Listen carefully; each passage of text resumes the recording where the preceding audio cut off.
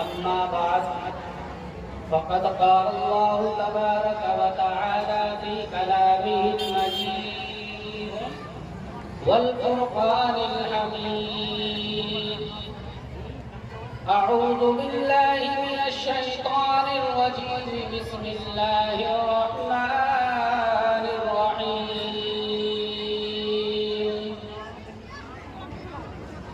يا أيها الذين آمنوا اتقوا الله.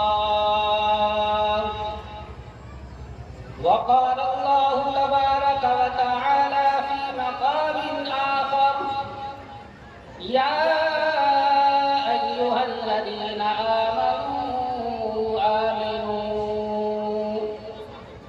وقال الله تبارك وتعالى في مقام آخر: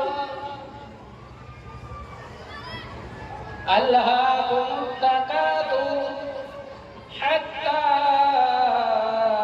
زرتم المقابر كلا سوف تعلمون ثم كلا سوف تعلمون كلا لو تعلمون علم اليقين لترون الجحيم ثم لترونها عين اليقين ثم لتسألن يومئذ عن النعيم. وقال النبي صلى الله تعالى عليه وسلم: من أحب لله وأبغض لله وأعطى لله ومنع لله فقد استكمل الإيمان. وقال النبي صلى الله تعالى عليه وسلم: إنما الأعمال بالنيات، أو كما قال عليه الصلاة والسلام. معزز سامعین حضرات، آج کی اس مبارک اور منور محفل میں حاضری کا موقع ملا. اللہ تبارک و تعالی مجھے اور آپ کو کہنے اور سننے سے زیادہ عمل کی توفیق عطا فرمائے. میں نے قرآن مجید کی چند آیتیں آپ حضرات کے سامنے تلاوت کی ہیں، جن میں اللہ تبارک و تعالی نے ہم لوگوں کو آخرت کی یاد دلائی، جس میں اللہ تبارک و تعالی نے ارشاد فرمایا: ألهاكم التكاثر حتى زرتم المقابر، کہ تمہیں زیادتی کی کثرت نے غفلت میں ڈال دیا، مال اور اولاد کے چکر میں تم آخرت کو بھول گئے، تم اپنی آخرت کو بھول گئے، قبر کو بھول گئے، مرنے کو بھول گئے. یہ زندگی فانی ہے. خود اللہ تبارک و تعالی نے ارشاد فرمایا: ہر چیز ہلاک ہو جائے گی، برباد ہو جائے گی. کل من علیہا فان، ہر چیز فنا ہو جائے گی، کوئی چیز اس دنیا میں باقی نہ رہے گی. اگر کوئی چیز کام آئے گی وہ آئے گی جو ہم اس دنیا سے اپنے اعمال نیک اعمال کر کے جائیں گے. خود قرآن مجید میں اللہ تبارک و تعالی نے ارشاد فرمایا: إِلَّا الَّذِينَ آمَنُوا وَعَمِلُوا الصَّالِحَاتِ، جو نیک اعمال ہم اس دنیا میں کریں گے وہی ہمیں مرنے کے بعد ہمارے کام آئیں گے. اللہ تبارک و تعالی کا بہت ہی بڑا احسان اور کرم ہے کہ اللہ تبارک و تعالیٰ نے ہم لوگوں کو دین کے مجمع کے اندر بیٹھنے کی توفیق عطا فرمائی۔ یہ مجمع کوئی عام مجمع نہیں ہے، یہ وہ مجمع ہے جس مجمع پر اللہ کی رحمتیں نازل ہوتی ہیں، جن مجمع کے اندر بیٹھنے سے اللہ خوش ہوتا ہے، جہاں بیٹھ کر کے اللہ یاد آتا ہے، جہاں بیٹھ کر کے اپنی قبر یاد آتی ہے، جہاں بیٹھ کر کے ہمارا حشر یاد آ جاتا ہے کہ مرنے کے بعد اللہ کے سامنے ہماری پیشی ہوگی، زندگی کا حساب ہوگا، ایک ایک لمحے کا حساب ہوگا۔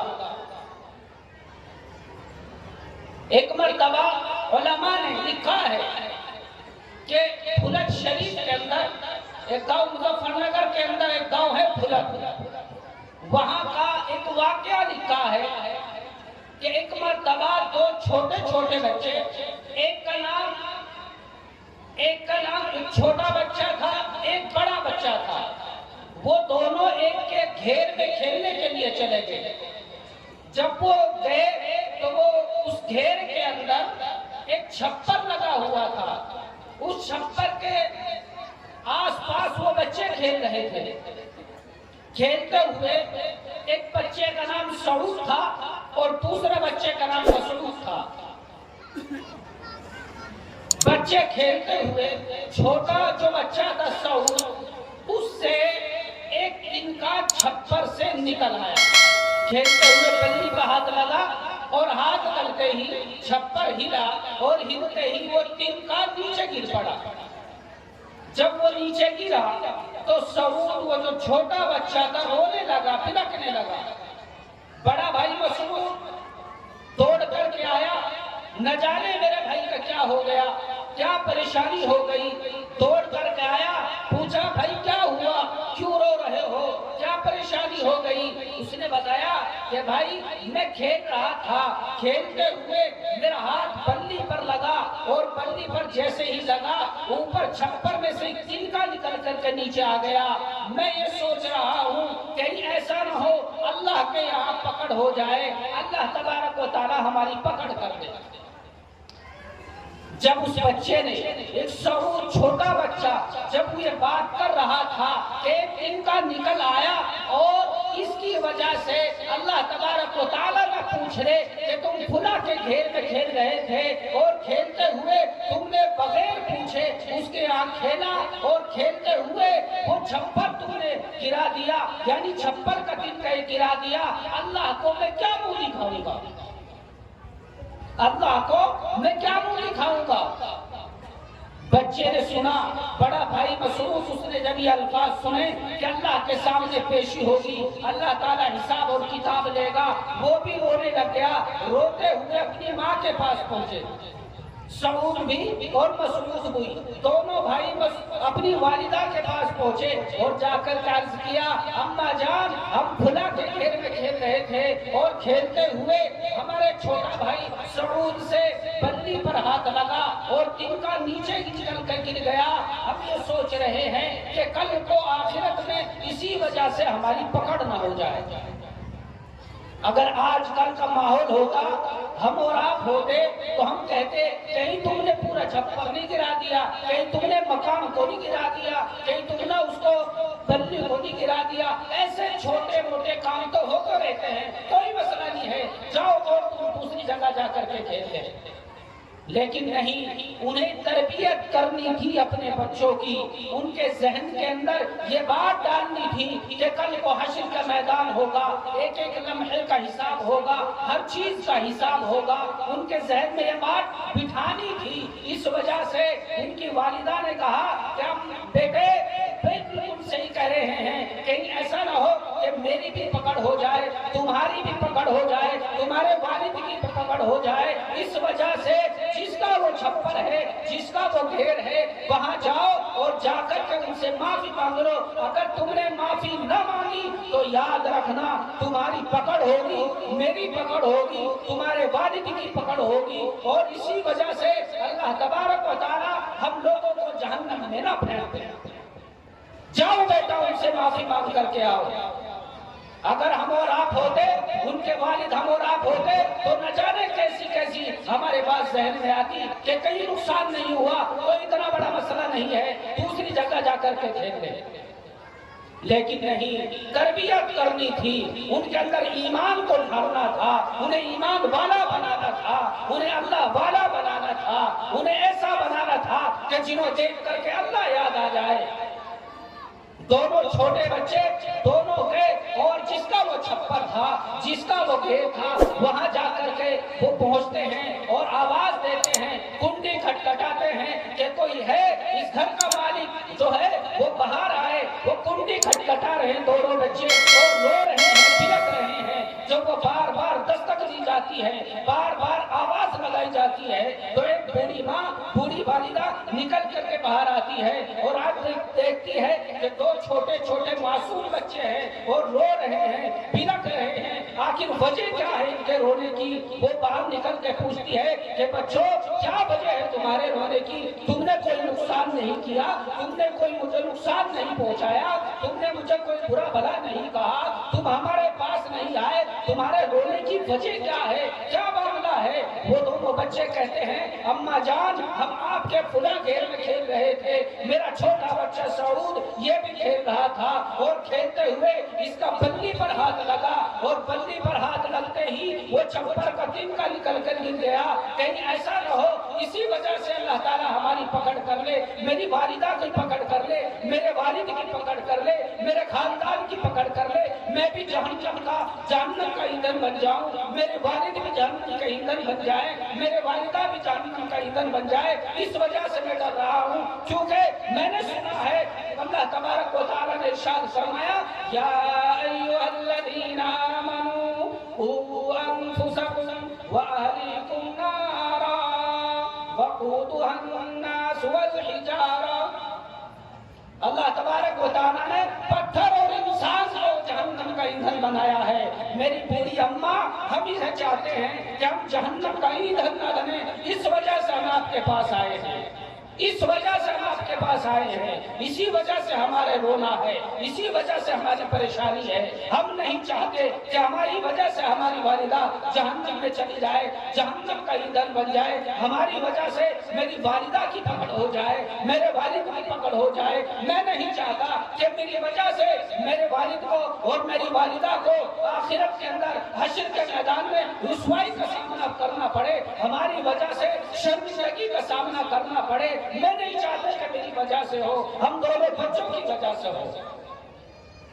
بوڑھی اماں جب یہ سنتی ہے وہ بھی رونے لگتی ہے، آواز لگاتی ہے گھر کے اندر کہ اے میرے گھر والوں، باہر آؤ، جا کر دیکھو یہ دو چھوٹے بچے ہیں، رو رہے ہیں، بلک رہے ہیں، آ کر کے معلوم کرو کہ ان کے رونے کی وجہ کیا ہے۔ تو جو اس کے گھر کے اندر، پریوار کے اندر جو عورتیں ہوتی ہیں وہ باہر آتی ہیں، دیکھتی ہیں کہ وہ بھی معلوم کرتی ہیں کیا وجہ ہے ان کے رونے کی، تو وہ بتاتے ہیں کہ ان کے رونے کی وجہ یہ ہے کہ ہمارے گھر میں کھیل رہے تھے اور کھیلتے ہوئے ان سے بلی پر ہاتھ لگا، تنکا نکل آیا، زمین پر گر گیا، کوئی اتنا بڑا کام نہیں ہوا، کوئی اتنا بڑا نقصان نہیں ہوا، صرف چھوٹا سا تنکا تھا۔ اور ان کا یہ دیکھو کہ اس چھوٹے سے تنکے پر اس طرح رو رہے ہیں، انہیں آخرت کی یاد آ رہی ہے، انہیں قبر کی یاد آ رہی ہے، انہیں جہنم کی یاد آ رہی ہے، انہیں جہنم کے اندر جو عذاب ہوگا اس کی یاد آ رہی ہے۔ اس ذرا سے معاملے پر، اس ذرا سے تنکے پر انہیں قبر و حشر یاد آ گیا۔ دیکھو یہ کیا معاملہ ان کے ساتھ ہو رہا ہے، ان کی تربیت دیکھو، ان کا ایمان دیکھو۔ تو وہ بوڑھی اماں اور ان کے ساتھ جو اور آتی ہے وہ بھی رونے لگتی ہے، اور وہ کہتے ہیں چھوٹے بچے کہ اللہ کے لیے ہمیں معاف کر دے، اللہ کے لیے ہمیں معاف کر دے، کہیں ایسا نہ ہو ہماری پکڑ ہو جائے۔ جب وہ سنتی ہے تو وہ بوڑھی اماں یہ کہتی ہے کہ ہمارے معاف کرنے کی ایک شرط ہے، ہمارے معاف کرنے کی ایک شرط ہے، اگر آپ اس شرط کو پورا کرو گے، اگر آپ اس شرط کو پورا کرو گے تو میں آپ کو معاف کر دوں گی۔ شرط کیا ہے؟ وہ دونوں بچے پوچھتے ہیں، وہ دونوں ان کی جو بہویں ہوتی ہیں ان کو کہتی ہے کہ جاؤ اندر جاؤ اور گھر کے اندر جو دودھ رکھا ہے پیالے میں لے کر کے آؤ۔ وہ دونوں بہو اندر جاتی ہیں، پیالے میں دودھ لے کر کے آتی ہیں۔ وہ بوڑھی اماں کہتی ہے کہ بیٹو یہ دونوں آپ یہ دودھ پی لیں، جب آپ یہ دودھ پی لیں گے تو میں آپ کو معاف کر دوں گا۔ ہمیں اس واقعے سے سبق لینا ہے کہ ہم اس دنیا میں جی رہے ہیں، ایک ایک پل کا حساب ہوگا، نہ جانے ہم سے کیسی کیسی خرافات، نہ جانے کس کس کو ہم تکلیف دے رہے ہیں، کسے کسے ہم پریشان کر رہے ہیں۔ کیا ہم نے کبھی سوچا ہے کہ میری وجہ سے میرا بھلا پڑوسی پریشان ہے؟ کہیں ایسا نہ ہو اللہ کے سامنے یہ میری عرضی لگا دے، اللہ کے سامنے میرے یہ جو ہے شکایت کر دے۔ کبھی سوچا ہم نے؟ آج یہ مجمع، آج یہ جلسہ صرف اس وجہ سے کہ ہمارے اندر ایمان جاگ اٹھے، ہمارے اندر ایمان کی حلاوت پیدا ہو جائے، ہمارے دلوں کے اندر ایمانی جذبہ آ جائے، تاکہ ہم صحیح طریقے سے نمازی بن جائے، صحیح طریقے سے ایمان والے بن جائے۔ خود قرآن مجید میں اللہ تبارک و تعالیٰ نے ارشاد فرمایا، یا ایھا الذین آمنوا آمنوا، کہ اے ایمان والو ایمان لے آؤ۔ ایمان لے آنے کا مطلب کیا ہے؟ حدیث شریف کے اندر آتا ہے جددوا ایماننا، کہ اپنے ایمان کی تجدید کرو، اپنے ایمان کو تازہ کرو۔